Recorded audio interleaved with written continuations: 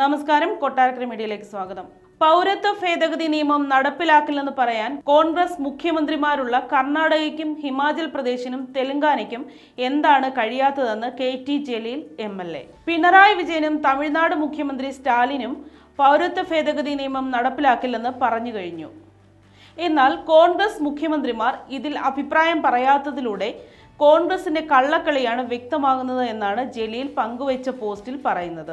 ബാബറി മസ്ജിദ് തകർക്കപ്പെട്ടപ്പോഴും അതേ സ്ഥലത്ത് രാമക്ഷേത്രം പണിതപ്പോഴും കോൺഗ്രസ് പുലർത്തിയ നിസ്സംഗത രാജ്യം മറന്നിട്ടില്ല എന്നും കാശ്മീരിന്റെ 370 വകുപ്പ് പ്രകാരമുള്ള പ്രത്യേക അവകാശം റദ്ദ് ചെയ്തപ്പോഴും മുത്തലാഖ് ബില്ല് ലോക്സഭയിൽ പാസാക്കിയപ്പോഴും എന്തേ കോൺഗ്രസ് മിണ്ടാതിരുന്നത് എന്നും ജലീൽ തന്റെ ഫേസ്ബുക്ക് പോസ്റ്റിലൂടെ ചോദിച്ചു.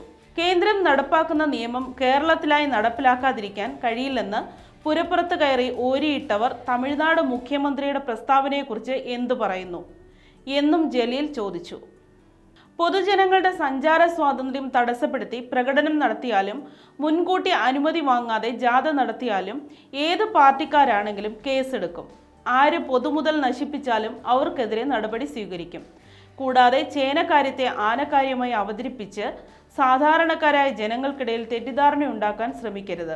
CAA ശബരിമല വിഷയങ്ങളിൽ നടന്ന പ്രക്ഷോഭങ്ങളിൽ പങ്കെടുത്തവർക്കെതിരെയുള്ള കേസുകളിൽ പിൻവലിക്കാൻ കഴിയുന്നവരിൽ നടപടിയെടുക്കാനുള്ള ശ്രമം സർക്കാർ തുടരുകയാണെന്നും ഇക്കാര്യം തനിക്ക് നേരിട്ട് അറിയാവുന്നതാണ് എന്നും ജലീൽ പറഞ്ഞു.